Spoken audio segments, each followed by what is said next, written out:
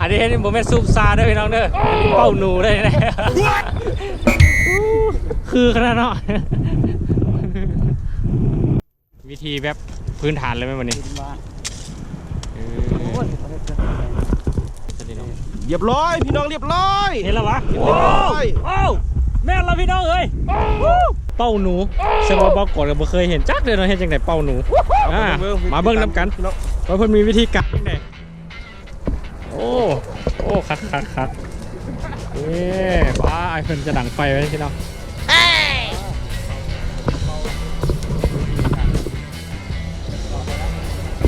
โอ้เฮ็ดจังซั่นเลยว่ะ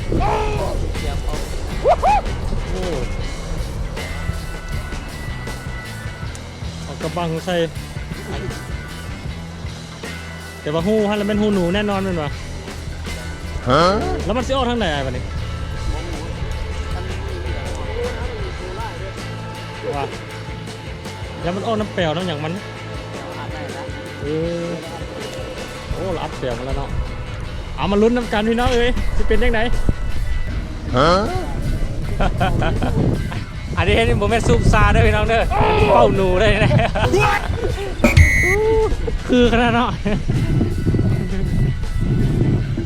ฟันมันจะเข้าไปในไหมโอ้กี่แก้วใช่ไหมให้ฟันแล้วเนาะ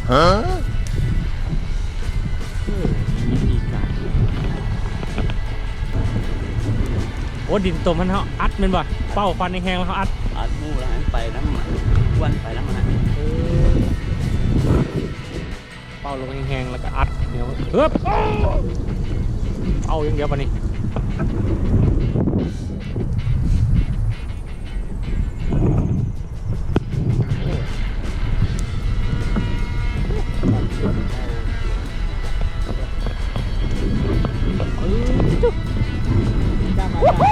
มันตีกลับเลยวันนี้ไปกุละน้ำมูกุละ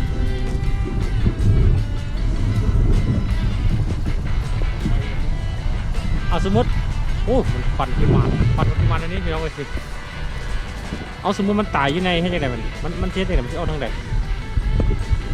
มันมีห้องน้ำเปลวบ่จับบอลมันห้องว่ะเป็นลายที่บอลนะมันนั่นลายหมดแต่ที่จะเลยเบิด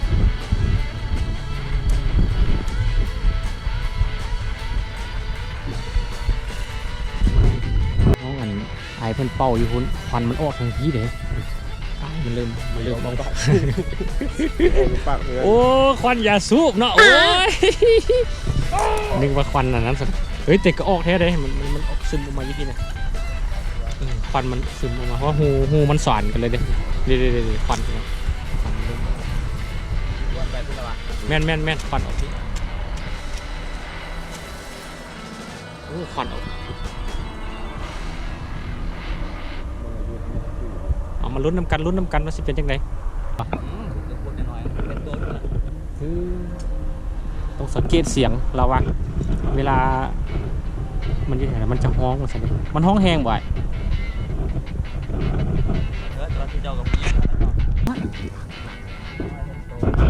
จังว่าเห็นตัวมีเสียงนะเมื่อกี้นี่นะ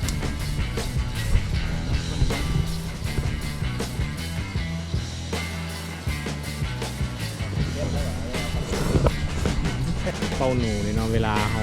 เอาควันเข้าไปแล้วเขาอัดหูมันอยู่ข้างในมันจะเวลามันเมาควันมันจะฮ้องเวลามันจะฮ้องแล้วมันจะฟังตามเสียงแล้วจะคุดออกตามเสียงเดี๋ยวมาลุ้นมันจะเป็นยังไงเป็นมาเริ่มได้ยินเสียงแล้วมีสัญญาณเราจะ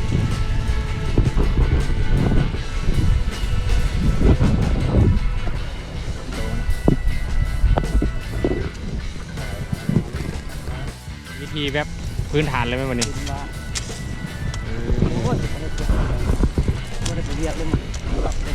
โอ้ดีแล้วมันลุ้นพี่น้องมันลุ้นโอ้หูใหญ่เนาะเขาสังเกตยังไงจะรู้ว่ามันแม่นหูหนูแล้วว่ามันอยู่นี่ขวยเยอะขวยว้ายไฟไหม้เกือบว่าอยู่ฮ้อนๆบัดเลยเกือบ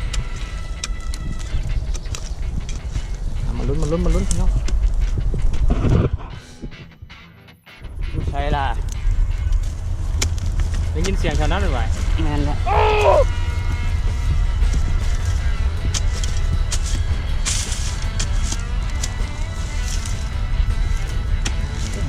หลายหูเนอกฝั่งนี้นะ แป๋วนี่ ไปเบิ้ลเบิ้ลมันคือมาฮ้อนอยู่ตลอดเลย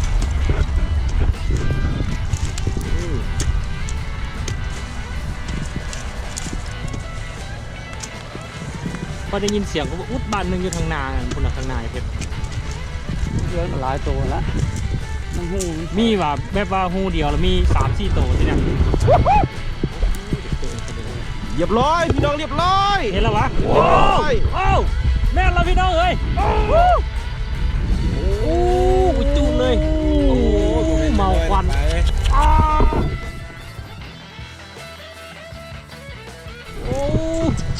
โอ้ตายเลยเนาะแน่นอนเว้ยโหดหลายสุดยอดสุดยอด เลยไปแล้วแต้มหนึงพี่น้อง เดี๋ยวเอามันป้าไม้บังยึดโซ่ข้างดูโซ่ข้างดูจับยกให้ FC บ้างเลยนะ เรียบร้อยพี่น้องเรียบร้อย จับขวางเบิ้งพี่น้องเว้ยหำแบงป่ะหำแบง หี ฮีแบงฮีตี้เนี่ยโอ้หนูพุกป้าทำมาถึงบวงเขาก็เป็นตัวใหญ่สักนิดเนาะ แม่นมันใหญ่ โอ้โหใหญ่หน่อยเนาะ ไปแล้วพี่น้องแต้มหนึงครับพี่น้อง แบบนึง เทียบใส่กระตุกตุกเป๊ปซี่พี่น้อง แน่นอนหลายพี่น้องเลยมืออาชีพอีหลีไปแต่ว่านี่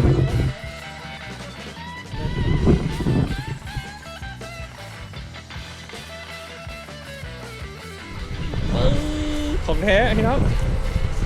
เป็นของแท้แล้วตัวใหญ่ทำนี่คืออะไร ไปเรียนอยู่ดีนะแม่ น้องเลย